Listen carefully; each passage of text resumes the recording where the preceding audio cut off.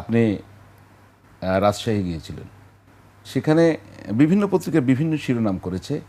আপনি বলছেন সংস্কার বাস্তবায়ন, যে সংস্কারের কথা বলছেন, সংস্কার বাস্তবায়ন না করলে গদি থাকবে কিনা সেই নিশ্চয়তা দিতে পারি না, নাম্বার ওয়ান। আবার বলছেন যে সরকারকে লাল কার্ড, এর প্রেক্ষাপট আছে। আমরা যে কোনো একটা বক্তব্য দেখি না, তারপরে আলোচনা শুরু করি।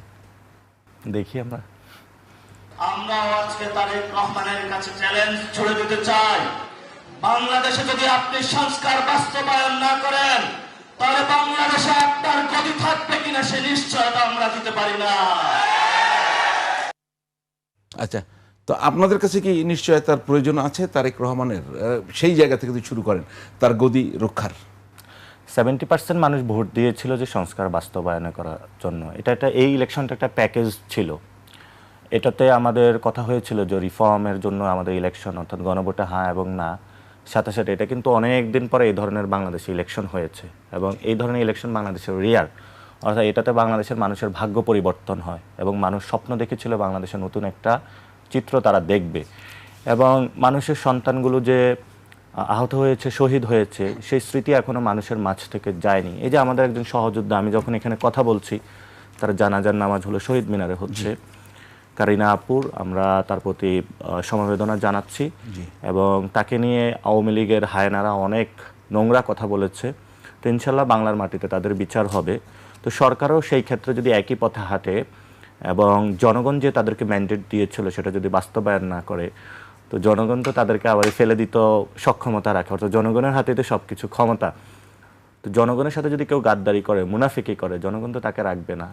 তো যদি সরকার এই পথ মানি, অর্থাৎ সংস্কার বাস্তবায়ন করা ছাড়া অন্য পথে হাঁটে, তখন 4টা চেয়ারে 4টা থাকে তো পায়া, একটা একটা করে নড়চড় শুরু হবে, কখনো এদিকে হেলবে কখনো ওইদিকে হেলবে, একটা পর্যায়ে ভেঙে পড়ে যাবে।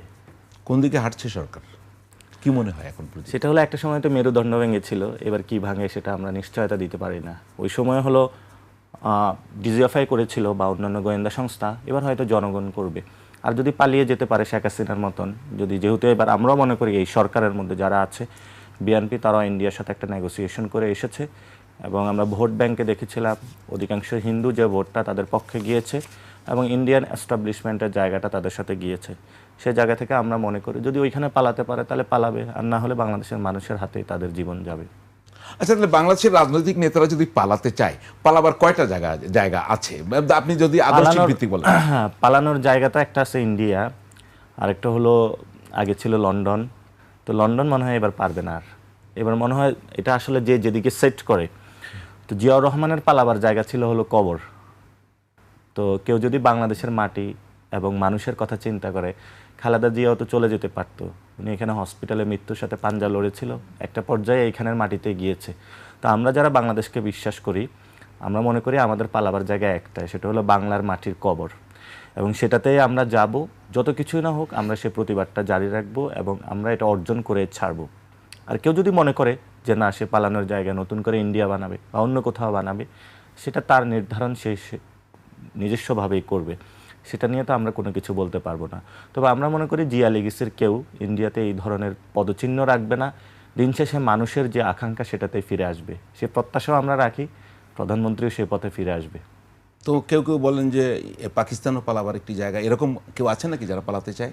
না, বিএনপির যারা নেতাকর্মী, তৃণমূলে যারা রয়েছে, তারা তো এখানে প্রচুর পরিমাণে হলো মানুষ রয়েছে যারা মুক্তিযুদ্ধে অংশগ্রহণ করেছিল। তো আমাদের 47-71 যে ইভেন্টটা আছে, আমরা এই কথা অথবা এই বার্তাগুলো কিন্তু দফা রফা করে ফেলেছি।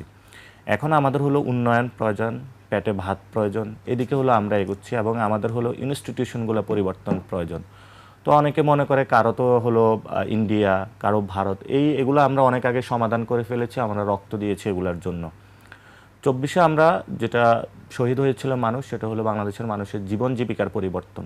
অনেক মানুষ দুঃখে কষ্টে আছে, সে মানুষগুলো এসেছিল পরিবর্তন হবে, সেই পরিবর্তনের পথে সরকার হাঁটছে না। এবং সেখানে আমি বলেছিলাম লাল কার্ডের কথা, সরকার অনেকগুলো কার্ড দিচ্ছে, সেখানে প্রায় 17,000 কোটি টাকা হলো কার্ডে সরকার নিয়ে যাচ্ছে। যে বাজেটটা সরকার করছে সেটা হলো এডিপির যে বরাদ্দ, সেটা থেকে হলো সরকার এখানে ট্রান্সফার করছে। তো যারা ইকোনমিস্ট তারা তো বুঝবে, এডিপির থেকে যদি অন্য জায়গায় সরানো হয় তাহলে তো আমাদের অনেক জায়গায় উন্নয়ন জায়গাটা বাধাগ্রস্ত হবে। সাথে সাথে মোদী সরকার কিন্তু আধার কার্ড থেকে শুরু করে মমতা সরকারও কাজ করেছিল। তো পশ্চিমবঙ্গের সরকারের এই কার্ডগুলো কিন্তু পরিশেষে কাজে লাগায় না। আমাদের সোশ্যাল সেফটি নেটসের অনেকগুলো এখনও প্রজেক্ট চলমান আছে, সেটা সরকার কম্বাইন করে কার্ডের মাধ্যমে নিয়ে যাচ্ছে। তো আমরা সেখানে দুইটা প্রশ্ন তুলেছিলাম। একটা হলো এই কার্ডগুলো কি বিএনপির যারা দলীয় যেভাবে হলো ব্যাংকে হলো একজন কি যেন ঋণ খেলাপিকে নিয়োগ দিয়েছে, তারপরে হলো ভার্সিটিতে হলো লাগারা লাগা ধান লাগা বিসিরে নিয়োগ দিয়েছে, এই ধরনের মানুষদের কাছে কার্ড যাবে নাকি আসলে প্রান্তিক লেভেলের যারা আসলে অসহায় তাদের কাছে যাবে, সে প্রশ্নটা করেছিলাম। সরকারের যদি বরাদ্দ সরকার যদি কার্ডের মাধ্যমে দিতে পারে সেটা তো ভালো।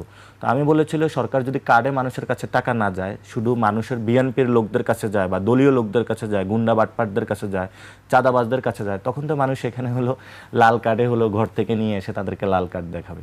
আপনার লাল কার্ডের বক্তব্যটা কি আছে নাকি একটু শুনি। আসে তাহলে আমরা একটা কার্ড বানাবো, সেই কার্ডের নাম হলো লাল কার্ড, যে লাল কার্ডটা আমরা সরকারের হাতে ধরিয়ে দিব।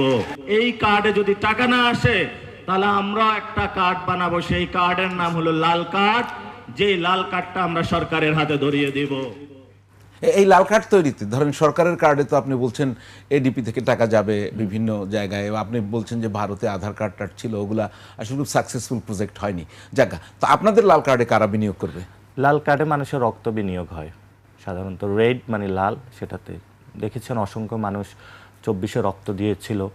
এবং এই রেড কার্ডের মধ্যে বিএনপির অনেক লোকজন রক্ত দিবে, কারণ তারা তারেক জিয়ার এই পছন্দ করে না। অর্থাৎ উনি তো চালাচ্ছে হাওয়া ভবনের সিন্ডিকেট নিয়ে। মন্ত্রিসভায় যারা গিয়েছে সবাইকে হাওয়া ভবনের সিন্ডিকেটের মধ্যে আছে নাই তো। এবং যারা লন্ডন থেকে এসেছে ধরেন কয়েকজন ব্যক্তিকে উনি নিয়ে সব কিছু চলে। অনেক মন্ত্রী থেকেও আমরা খোঁজ পাই যে ওনাদের ফাইল আটকিয়ে দিচ্ছে, প্রতিমন্ত্রীতে তো কোনো খোঁজে নাই।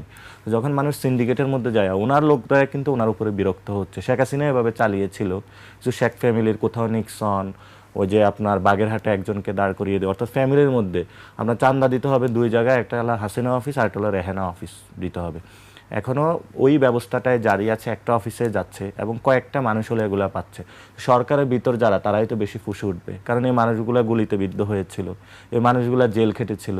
বিএনপির অনেক লোক আমাদের সাথে যোগাযোগ করে, জেল খাটলাম আমি, মামলা খাইলাম আমি, আর বিদেশ থেকে কিছু লোক আইসা হলো সব কিছুর হলো ক্রিম ভোগ করতেছে।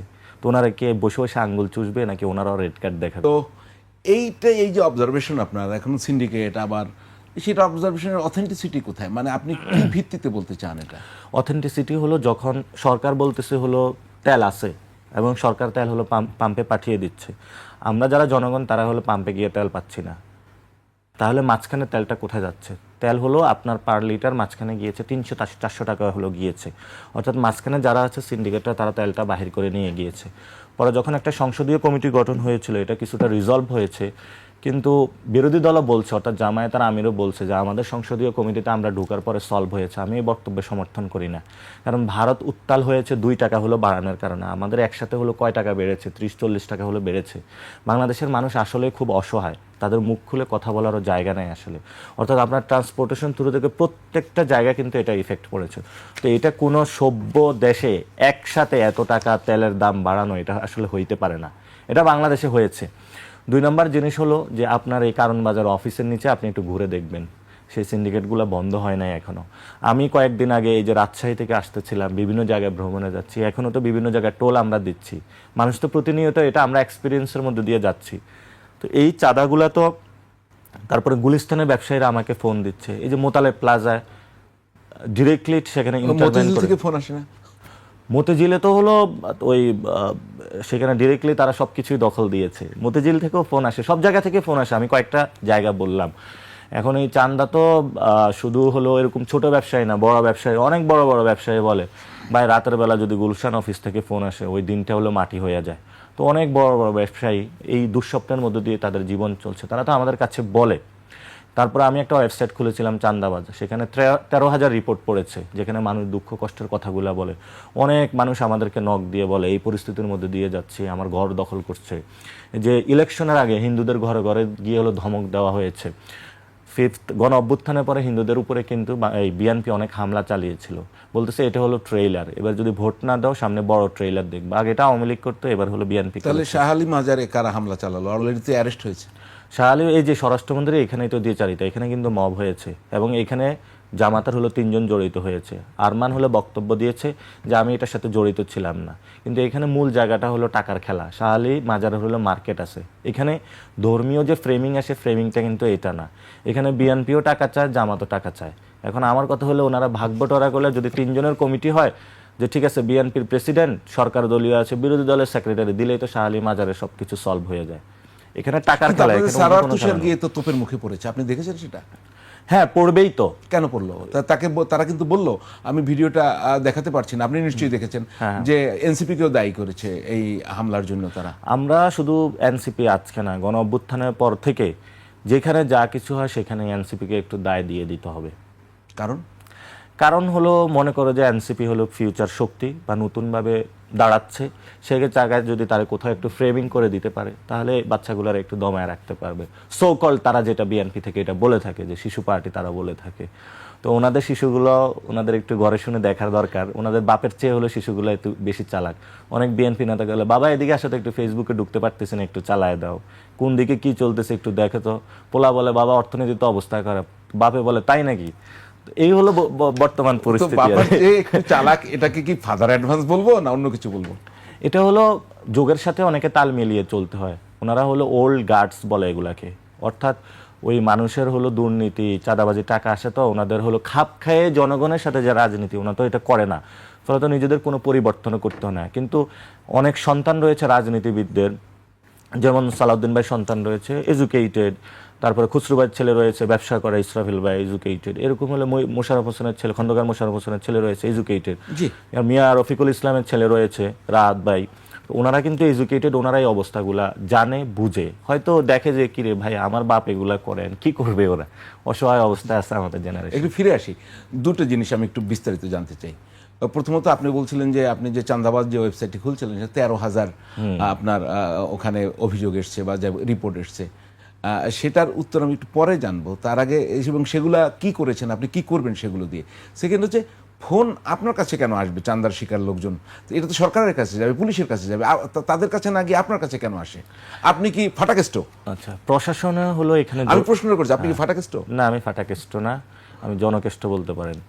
তো প্রবলেম হলো ধরেন আমাকে তো 50,000 মানুষ ভোট দিয়েছে, তো ওইখানে মানুষগুলা তার যে প্রবলেমগুলোতে পড়ে সেখানে মানুষগুলা কিন্তু আমার কাছে আসার চেষ্টা করে, এবং আমাদের প্রশাসনও এই ক্ষেত্রে জড়িত আছে। এখন দেখেন সীমান্তে বলে যে হত্যা হয়, তাহলে মাদকের এটা তো স্বরাষ্ট্রমন্ত্রী অ্যালাউ করতেছে, নাহলে মাদকটা ঢুকে কিভাবে? উনি যদি হলো পুরো সীমান্ত জায়গায় ক্লিন করে তাহলে তো মাদক ঢুকে না। এখন স্বরাষ্ট্রমন্ত্রী বলতেছে তাকে খতিয়ান দেখার জন্য, তো খতিয়ান দেখায় ওই মানুষের যা টাকা দিয়া হলো তার জীবনটা আছে, তার কি জীবন হারাবে? এগুলো আমাদের পুলিশ বাহিনী থেকে শুরু করে সবাই তো জড়িত। আমরা তো রিফর্ম চেয়েছিলাম যে পুলিশের পরিবর্তন হোক, সেটা যেহেতু হয় নাই, আগের সিস্টেমগুলো চালু আছে, মানুষ তো থানায় যেতে এখনো ভয় পায়। আপনার এখন একটা প্রবলেম হোক, আপনি থানায় যাবেন না, আপনি নিশ্চয় অন্য কাউরে ফোন দিবেন, কারণ থানায় গেলে আপনি আর একটা প্রবলেমে পড়বেন, যে ঝামেলা আছেন দ্রুত এটা থেকে উদ্ধার হইতে পারলে হলে বাঁচেন।